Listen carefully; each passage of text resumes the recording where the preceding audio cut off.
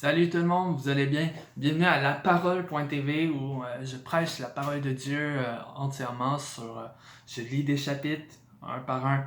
Là, on est rendu à Matthieu chapitre 6. Mais juste avant, je veux vous dire, peut-être certains de vous se demandent de quelle domination je suis, etc.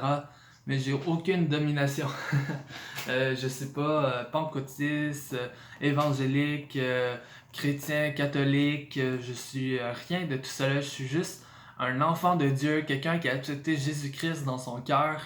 Et c'est ce qui compte, qu'est-ce qui est le plus important, c'est que j'ai fait de lui mon sauveur et mon Seigneur. Et je lui ai donné entièrement ma vie. Et ça fait de moi un enfant de Dieu, un co-héritier de Christ.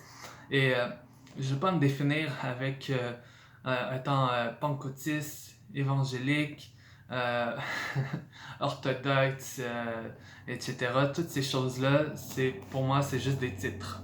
C'est juste des titres. Je veux même pas me donner de titre. Je veux pas que vous m'appelez pasteur, enseignant ou quoi que ce soit.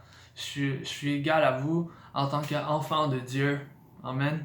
Et je veux pas que vous m'élevez. Je veux qu'ensemble, on élève Jésus-Christ. Que c'est lui qui prenne la place. Quand on avait lu auparavant, Jean, il a dit, mais il faut que moi, je diminue et que Jésus-Christ grandisse à travers ma vie. Amen.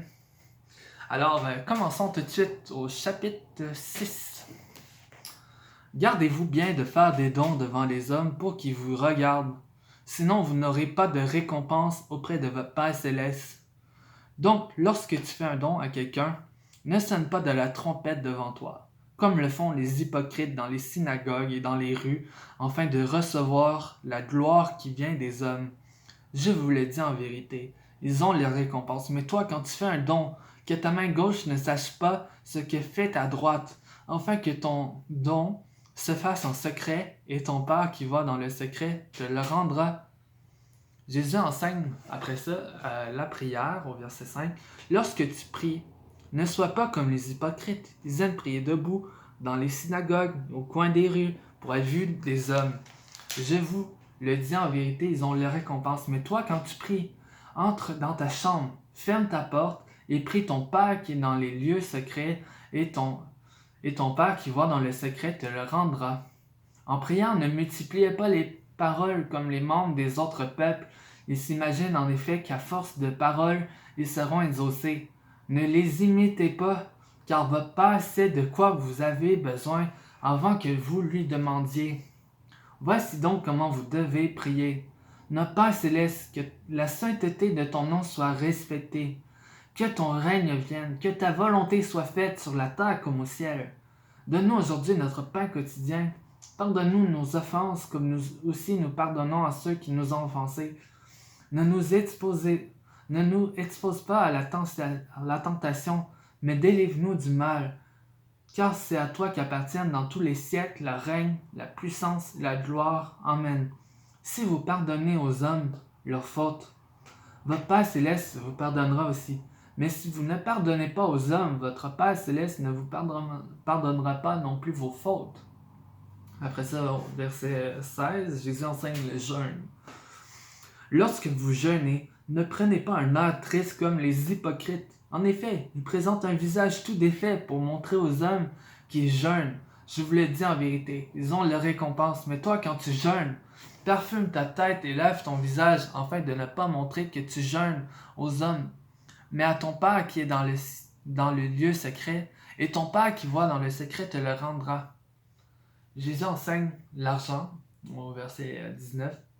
Ne vous amassez pas des trésors sur la terre, où les mythes et la rouille détruisent, et où les voleurs percent les murs pour voler. Mais amassez-vous des trésors dans le ciel, où les mythes et la rouille ne détruisent pas, et où les voleurs ne peuvent pas percer les murs ni voler. En effet, là où est ton trésor, là aussi sera ton cœur. L'œil est la lampe du corps. Si ton œil est dans un bon état, tout ton corps sera éclairé. Mais si ton œil est en mauvais état, tout ton corps sera dans les ténèbres. Si donc la lumière qui est en toi est ténèbres, combien ces ténèbres seront grandes? Personne ne peut servir deux maîtres, car ou il détestera le premier et aimera le second, ou il s'attachera au premier et méprisera le second. Mais vous, ne pouvez pas servir Dieu et l'argent. En verset 25, Jésus enseigne sur l'inquiétude. C'est pourquoi je vous dis, ne vous inquiétez pas de ce que vous mangerez et boirez pour vivre, ni de ce dont vous habillez votre corps. La vie n'était pas plus que la nourriture et le corps plus que le vêtement. Regardez les oiseaux du ciel. Ils ne sèment pas, ils ne moissonnent pas, ils n'amassent rien dans des greniers, et votre Père céleste les nourrit. Ne valez-vous pas beaucoup plus qu'eux? Qui de vous, par ses inquiétudes, pour ajouter un instant à la durée de sa vie? Et pourquoi vous inquiétez au sujet du vêtement? Étudiez comment poussent les plus belles fleurs des champs. Elles ne travaillent pas et ne tissent pas. Cependant, je vous le dis que Salomon lui-même, dans toute sa gloire, n'a pas eu d'aussi belle tenue que l'une d'elles. Si Dieu habille ainsi l'arbre des champs, qui existe aujourd'hui et qui demain sera jeté au feu, ne le fera-t-il pas bien plus volontiers pour vous, gens de peu de foi? Ne vous inquiétez donc pas et ne dites pas « Que mangerons-nous? Que boirons-nous? Avec quoi nous habillerons-nous » En effet, tout cela ce sont les membres des autres peuples qui le cherchent. Ah, votre Père céleste sait ce que vous avez besoin. Recherchez d'abord le royaume et la justice de Dieu, et tout cela sera donné en plus. Ne vous inquiétez pas du lendemain, car le lendemain prendra soin de lui-même. À chaque jour suffit sa peine. Amen. Voici la fin du chapitre 6. C'est vraiment, il y a beaucoup de contenu là-dedans qui est vraiment utile pour notre vie. Si je pouvais commenter, peut-être dans le futur, je préfère des vidéos où je vais commenter chaque verset plus tard, mais j'ai fini de lire tous les, les livres, ça pourrait être fun. Comme ça, on pourrait aller plus en profondeur encore dans la parole de Dieu, mais là, pour l'instant, je vais juste lire la parole de Dieu. C'est pour vous aider quand même. Et à la fin, qu'est-ce que Jésus disait, en fait, c'est on peut rien changer par nos inquiétudes. Nos inquiétudes ne vont jamais rien changer dans la vie. Tu peux t'inquiéter pour la nourriture, mais pendant que tu t'inquiètes, il se passe absolument rien. Qu'est-ce qui arrive, c'est nos pensées sont fixées là-dessus. Mais Dieu ne veut pas qu'on s'inquiète. Au contraire, il veut qu'on ait confiance en lui, qu'on ait foi en lui, et lui va pourvoir nos besoins. Et quand on a les yeux fixés sur lui, les regards fixés sur lui, on est rempli de joie et on peut être sûr que Dieu va pourvoir nos besoins.